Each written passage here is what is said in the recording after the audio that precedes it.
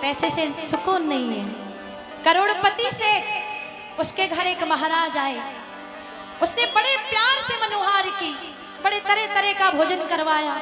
जब वो जाने लगे तो सेठ जी ने हाथ जोड़े। हल्का क्या किस चीज की आवाज आ रही है देखिए थोड़ी। जब सेठ जी ने हाथ जोड़े तो महाराज जी ने कहा भाई तुम्हारे पास किस चीज की कमी है, तुम क्यों हाथ जोड़ रहे हो, वे इतने बड़े सेठ हो, कोई कमी नहीं है। तो सेठ जी कहने लगे महाराज जी मेरे 3 बेटे 3 बहुएं, पत्नी स्वर्गवासी हो चुकी है, जिंदगी में एक ही चीज की कमी है, अगर मुझे एक बेटी होती तो बड़ा सुकून होता दिल को, हर बात उससे कर पाता जो बेटे से नहीं कर पाया।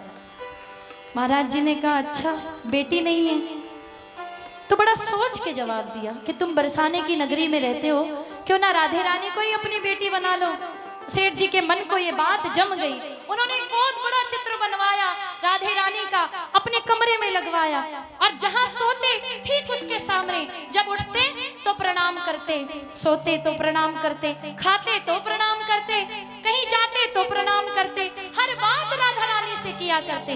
बेटी ऐसा हुआ, बेटी ऐसा हुआ, बेटी ऐसा हुआ। एक दिन ऐसा हुआ कि सेठ जी के घर एक मनिहारी आई चूड़ी पहनाने। 3 बहुएं थी, सेठ जी दुकान पर थे, हर साल आया करती थी। पहले घूंघट में आई, उसने हाथ बढ़ाया तो मनिहारी ने उसे चूड़ी पहनाई। दूसरी आई, दूसरी ने हाथ बढ़ाया तो उसे चूड़ी पहनाई। तीसरी आई, तीसरी को चूड़ी पहनाई, और पोटली बांधने लगी तो चौथा हाथ आगे आ गया। जैसे चौथा हाथ आ गया तो मनिहारी ने सोचा इनकी 3 बहुएं हैं, हो सकता है कोई मेहमान आया हो, इतने बड़े व्यापारी हैं, उसे भी चूड़ी पहना दी। पोटली बांध कर गई सेठ जी की दुकान पर और जाकर मोल मांगा। जब मोल मांगा तो सेठ जी ने कहा हर साल इतना देता हूँ, अब की बार ज्यादा क्यों? तो मनिहारिन कहने लगी अब की बार 3 को नहीं, मैंने 4 को चूड़ी पहनाई है, 4 का मोल लेके जाऊंगी। सेठ जी ने खूब बहस की, लेकिन मनिहारिन नहीं मानी। बिना मोल लिए, बड़ी गरीब थी, बिना मोल लिए चली गई, लेकिन मोल लेके नहीं गई 3 का। सेठ जी घर आए, सबसे पूछताछ की, सबने कहा हमें नहीं पता, हमें नहीं पता चौथा कौन था।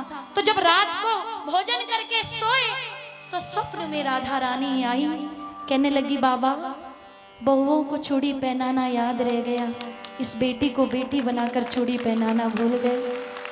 सेठ जी रोने लगे, नींद में अश्रुधारा बहने लगी, जागे, फटाफट खड़े हुए, भागे मनिहारिन के घर, जाकर दरवाजा खटखटाया। जैसे ही मनिहारिन ने दरवाजा खोला तो चरण पड़ गए, तेरे भाग बड़े, जिसे मैंने बेटी बनाया उसका दर्शन तूने पाया।